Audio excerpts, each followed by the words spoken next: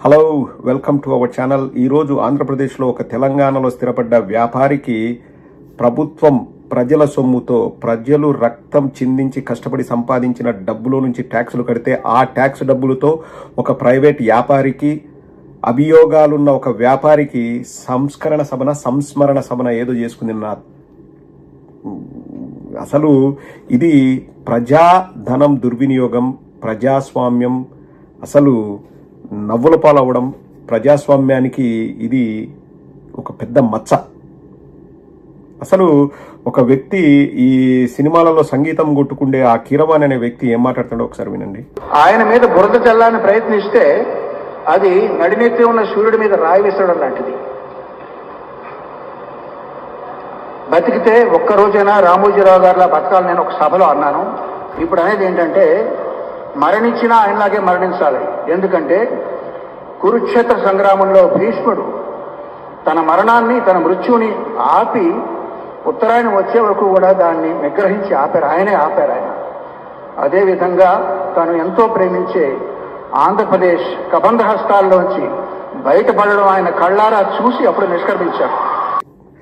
వీళ్ళు రాసుకొని వస్తారు, స్క్రిప్ట్ రాసుకొచ్చేది సినిమా యాక్టర్లు కదా, అది వినసొంపుగా ఉండాలని చెప్పేసి ఎవరి కబంధ హస్తాల నుంచి ఎవరు కాపాడారు? మరి 2019లో చంద్రబాబు నాయుడు ఓడిపోతుంటే రామోజీరావు ఏమన్నా ఆపాడా? ఏదో భీష్మాచార్యుడు అది ఇదని సొట్టకూతలు కూస్తున్నారు. మన చంద్రబాబు నాయుడు ఓడిపోతుంటే ఏమన్నా రామోజీరావు ఆపాడా? ఏం చేశాడు అబ్బా రామోజీరావు? ఒక్కటి చెప్పండి, మీరు ఈ రాష్ట్రానికి చేసిన మంచి ఒక్కటి చెప్పండి. ఎవడో కింద ఒకసారి నేను ఇదే మెసేజ్ పెడితే కింద కామెంట్ రాశాడు, ఎంతో మందికి ఉపాధి కల్పించాడంట. అయితే ఉపాధి కల్పిస్తే ప్రజల సొమ్ముతో సంస్మరణ సభ చేస్తారా? ఉపాధి కల్పించినంత మాత్రాన విజయ్ మాల్యా ఇంతకంటే ఎక్కువ మందికి ఉపాధి కల్పించాడు. రామోజీరావు కంటే విజయ్ మాల్యా ఎక్కువ మందికి ఉపాధి కల్పించాడు. ఇప్పుడు మరి విజయ్ మాల్యాని ఆ కారణం చేత ఇండియాకు పిలిపించి దండేసి దండం పెట్టాలనా? ఒక సభ ఏర్పాటు చేయాలనా? సన్మానం చేయాలనా? అంటే ఉపాధి కల్పించినంత మాత్రాన అతనికి ప్రభుత్వ సొమ్ముతో ఏదైనా చేయాల్సి ఉంటుందా? 5 కోట్లు సభ ఏర్పాటు చేయడానికి, 7 కోట్లు ప్రచారానికంట, 12 కోట్ల ప్రజాధనం వృధా అయింది. 5-6 రోజుల నుంచి 10 రోజుల నుంచి ఆఫీసర్లంతా వాళ్ళ విలువైన సమయాన్ని వెచ్చించి ఈ ఏర్పాట్లు చూశారు. మంత్రులు, సీఎం అంటే రాష్ట్రంలో సమస్యలు లేవా? ఈ టైం స్పెండ్ చేసే బదులు ఆడవాళ్లకు నెల 1500 ఎలా వేయాలని దానిపైన కసరత్తు చేయొచ్చు కదా. దానిపైన ఒక కమిటీ వేసి ఒక కొలికి తీసుకురావచ్చు కదా, సీఎం కానీ డిప్యూటీ సీఎం కానీ. ఎవరో వ్యాపారస్తుడు, ఏమి సంబంధం లేదు, ఆంధ్రాకి ఏం సంబంధం లేదు. ఈ కీరవాణి కానీ ఆ రామోజీరావు కానీ కోవిడ్ వచ్చినప్పుడు ఆంధ్రాకి వచ్చారా? ఆంధ్ర మీద అంత ప్రేమనులు అయితే ఒక్కసారైనా వచ్చేసి ఒకరికి ఒక మాస్క్ ఇచ్చారా? లేకపోతే ఒకరికి ఒక ఆక్సిజన్ సిలిండర్ ఇచ్చారా? ఏం చేశారు చెప్పా? ఆ కీరవాణి ఏం చేశారు? రామోజీరావు ఏదైనా చేశాడా ఆంధ్ర రాష్ట్రానికి? ఆంధ్ర రాష్ట్రం అంటే ఇష్టం అంట. ఇష్టం ఉన్నప్పుడు ఆంధ్ర రాష్ట్రంలో ఎందుకు లేడు? విడిపోయేంత వరకు ఆడు ఉన్నాడు. అప్పుడు ఉమ్మడి ఆంధ్రప్రదేశ్ ఓకే. విడిపోయినాక ఎందుకు రామోజీరావు ఆంధ్రప్రదేశ్కి రాలేదు? తన ప్యాలెస్ నుంచి ఎందుకు బయటికి రాలేదు? ఒక్కటి చెప్పండి అబ్బా, ఆంధ్రప్రదేశ్కు పలానా చేసినాడు రామోజీరావు అని, పేద ప్రజల కోసం ఇది చేసినాడని. ఆయన చేసుకుంది వ్యాపారం. ఆయన వ్యాపారం కోసం ఉద్యోగాలు ఇచ్చాడు. ఇప్పుడు రామోజీరావుకి ఏదైనా సంస్థలో అండి 500 మంది ఉద్యోగస్తులు కావాలంటే ఆయన ఏమన్నా 5000 మందిని తీసుకున్నాడా? పోనీ అలా తీసుకున్న దాఖలాలు ఉంటే చెప్పండి. మనం కూడా ఓకే అబ్బా, ఆంధ్రప్రదేశ్లో 500 మందే సరిపోతారు ఆయనకి ఏదైనా ఒక సంస్థలో, కానీ 5000 మందిని తీసుకున్నాడు, చారిటీ చేశాడని చెప్పేసి మనం కూడా దండేసి దండం పెడదాం. ఆయన చనిపోయాడా? ఆయనకు ఏదైనా సభ చేసుకుంటారా? వాళ్ళ కుటుంబ సభ్యులు ఏదైనా చేసుకుంటారా? వాళ్ళ ఇష్టం, మనకు సంబంధం లేదు. కానీ ప్రజల సొమ్ముతో ప్రజలు కష్టపడి రెక్కలు ముక్కలుగా వాళ్ళు కష్టపడి వాళ్ళు రక్తం చిందించి సంపాదించిన డబ్బుతో ఈరోజు ప్రభుత్వం కులుకుతుంది. ఒక ప్రైవేటు వ్యక్తికి ఏదో ఫోటో ఎగ్జిబిషన్ అంట. ఆ ఫోటో ఎగ్జిబిషన్లు అన్నీ ఎవరున్నారు? చంద్రబాబు నాయుడు, రామారావు. అసలు రామారావు చనిపోవడానికి కారణం ఎవరు? రామారావు చనిపోవడానికి కారణం ఎవరు? సిగ్గుందా? భీష్మాచార్యుడు మాదిరి తన చావును ఆపుకున్నాడంట. ఏమి ఇప్పుడు చచ్చిపోయినాడు, 3 రోజులు ఎక్కువ ఆపినాడు, ఏం తర్వాత ఏమవుతుంది? ఎవరి జీవితాలు వాళ్ళవి. ఇట్లాంటి వాళ్ళంతా లొట్టపిసగాలని అసలు ఆంధ్రప్రదేశ్లోకి రానియకూడదు. దరిద్రం వీళ్ళే, సుఖం దరిద్రం ఈ కీరవాణి ఇట్లాంటి వాళ్ళే. అసలు రామోజీరావు అంట పీకినాడంట, పొడిచినాడంట, పందిరేసినాడంట. ఏం పీకినాడు, ఏం పొడిచినాడు, ఏం పందిరేసినాడు? ఈనాడు కూడా అయిపోది కాదు. ఎక్కువ తక్కువ మాట్లాడితే ఈనాడు ఎవరిదో తెలుసా?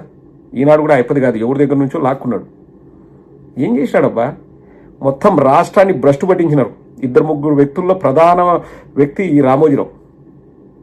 ఒక గజ్జితో ఒక వర్గం బాగుండాలనే ఉద్దేశంతో అసలు పత్రికను ఎలా నడపకూడదో అలా నడిపి మొత్తం వ్యవస్థకే చేటు తెచ్చినాడు. అసలు పత్రికా వ్యవస్థను భ్రష్టు పట్టించి ఇప్పుడు ప్రస్తుతం మన ఆంధ్రప్రదేశ్లో ఉన్న మీడియా నవ్వుల పాలయ్యేదానికి ప్రధాన కారణం రామోజీరావు.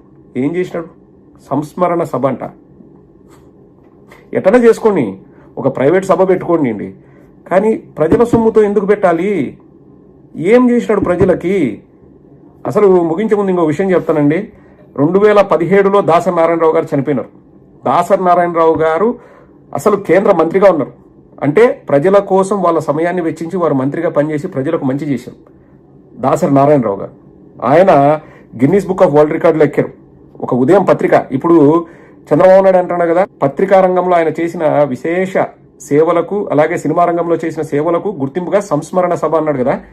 అసలు దాసరి నారాయణరావు గారు 150 సినిమాల దాకా దర్శకత్వం వహించారు. దాసరి నారాయణరావు గారు ముందు చూసుకుంటే రామోజీరావు సినిమాల్లో జుజుబి, దాసరి నారాయణరావు గారు ఉదయం పత్రిక నడిపారు, దాసరి నారాయణరావు గారు గిన్నీస్ బుక్ ఆఫ్ వరల్డ్ రికార్డులు ఎక్కారు, దాసరి నారాయణరావు గారు కేంద్ర మంత్రిగా ఉన్నారు. అసలు సినిమా ఇండస్ట్రీలో దాసరి నారాయణరావు గారి స్థానాన్ని భర్తీ చేసేవాడు ఎవడు లేడు. ఆ ఇండస్ట్రీకి పెద్ద దిక్కుగా ఉండి ఎంతో మందికి లైఫ్ ఇచ్చారు దాసరి నారాయణరావు గారు. అసలు ఆయనకున్న రికార్డులు అయితే లెక్కలేనన్ని రికార్డులు. 2017లో అప్పుడు చంద్రబాబు నాయుడు గారు ముఖ్యమంత్రిగా ఉన్నప్పుడు దాసరి నారాయణరావు గారు చనిపోయారు. సంస్మరణ సభ ఏమన్నా పెట్టాడా? ప్రజల సొమ్ముతో, యాక్చువల్గా అయితే ప్రజల సొమ్ముతో పెట్టచ్చు. ఎందుకంటే ప్రజల కోసం వారు రాజకీయాల్లో ఉన్నారు. ప్రజల కోసం వారి సమయాన్ని వెచ్చించి ప్రజల కోసం ఎన్నో ఉపయోగపడే కార్యక్రమాలు చేశారు. కార్మిక శాఖ మంత్రిగా, కేంద్ర కార్మిక శాఖ మంత్రిగా ఉన్నారు దాసరి నారాయణరావు గారు. ఆయనకు ఎందుకు సంస్మరణ సభ చేయలేదు?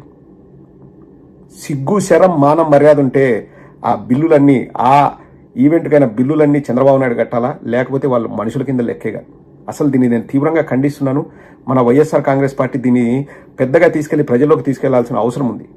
ఎవడికో సంస్మరణ సభకు ప్రజల డబ్బు ఏందండి? పెట్టుకోమనండి, 100 కోట్లతో సంస్మరణ సభ పెట్టుకోండి, మాకేం అభ్యంతరం లే. ప్రైవేటు డబ్బులతో పెట్టుకోండి. ప్రజల సొమ్ముతో సంస్మరణ సభ ఏంది? బిల్డింగులు కడితే మాత్రం, పర్మనెంట్ బిల్డింగులు కడితే మాత్రం ప్రజల సొమ్ము వేస్ట్ అయిపోయిందని విషం గక్కిన ఈ కుహనా మేధావులు ఆ పత్రికలోనే గక్కారు విషయం. ఒక 3-4 గంటల సభ కోసం 12 కోట్లు ఖర్చా? ప్రజల సొమ్ము, ప్రజలు రక్తం చిందించి కష్టపడి ట్యాక్సులు కడితే ఆ ట్యాక్సుల డబ్బుల్ని ప్రజల కోసం ఉపయోగించుకోకుండా ఎవడో వ్యాపారస్తుడు చచ్చిపోతే మీరు సంస్మరణ సభని 12 కోట్లు ఖర్చు పెడతారా? అధికార యంత్రాంగాన్ని ఉపయోగిస్తారా? సిగ్గు లేదు.